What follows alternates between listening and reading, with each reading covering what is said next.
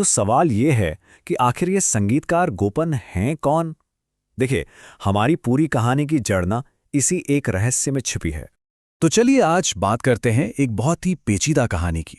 ये कहानी है धोखे की, बदले की और एक ऐसे मास्टर प्लान की जो एक ऊपर से बिल्कुल शांत दिखने वाले गांव में रचा जाता है। कहानी हमें ले जाती है मुदला कुट्टा गांव में। अब ये जगह देखने में तो बड़ी खूबसूरत है, लेकिन अंदर ही अंदर ना यहाँ राजनीतिक तनाव उबल रहा है। तो एक तरफ तो है ये बहुत ही पावरफुल और भ्रष्ट एदरथला परिवार, और उनके खिलाफ खड़े हैं 4 नौजवान। इन्हें लोग बटालियन कहते हैं और ये गांव को बचाने के लिए लड़ रहे हैं, मतलब हीरो हैं ये गांव के। और ये सारा का सारा झगड़ा है जमीन के एक टुकड़े को लेकर। जो स्थानीय अधिकारी हैं वो एडथला परिवार के प्लान के बीच में खड़े हैं, वो उन्हें आगे बढ़ने ही नहीं दे रहे। अब इसी ठप पड़े माहौल में एंट्री होती है एक रहस्यमयी आदमी की। नाम है गोपन, पेशा है संगीतकार, और उसे काम पर रखा गया है कानून को तोड़ने के लिए। लेकिन गोपन आते ही कुछ ऐसा करता है जिसकी किसी को उम्मीद नहीं थी। वो कहता है, टाउनशिप छोड़ो, हम यहाँ मछली पालन शुरू करेंगे। अब ये एक बहुत ही चालाक कानूनी रास्ता था जिससे जमीन के बड़े पैमाने पर खुदाई की जा सकती थी। उसके काम ना बड़े ही अजीब और एक दूसरे से बिल्कुल अलग हैं। मतलब एक तरफ तो वो विलन्स के लिए काम करता है और दूसरी तरफ लोगों का हीरो भी बन जाता है। वो बार बार ऐसे इशारे देता रहता है कि भाई वो सिर्फ एक संगीतकार नहीं है, बल्कि उससे कहीं ज्यादा है। और यहीं से ना कहानी का सबसे मजेदार हिस्सा शुरू होता है। अब हम देखेंगे कि कैसे ये गोपन अपने आसपास हर किसी को, मतलब अपने दुश्मनों को भी इतनी सफाई से अपनी उंगलियों पर नचाता है। वो एक एक करके अथैला परिवार की पावर को खत्म करता है और साथ ही साथ गांव के चैंपियन के तौर पर अपनी इमेज बनाता जाता है।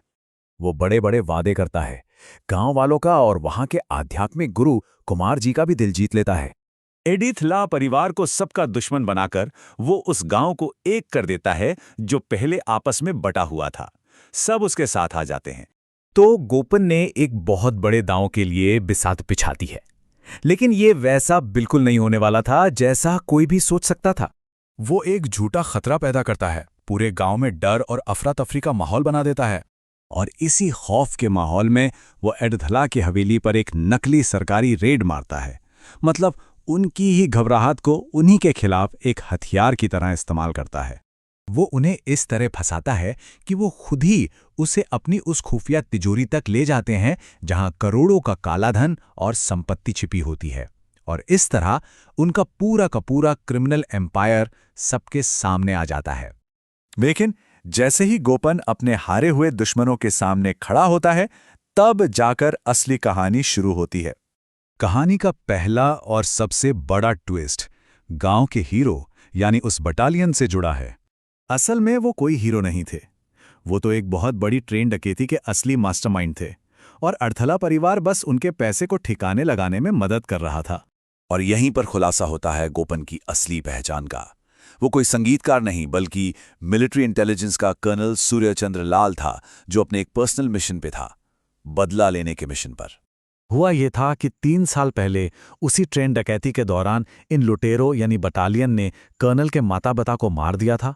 और ये पूरी की पूरी कहानी, ये सारा ड्रामा उसी का बदला लेने के लिए रचा गया एक लंबा इंतजार था। आखिर में पता चलता है कि उसकी हर एक चाल, उसका हर एक अजीब काम दरअसल इंसाफ के लिए बनाए गए एक मास्टर प्लान का हिस्सा था। एक बिल्कुल सटीक और सोचा समझा कदम।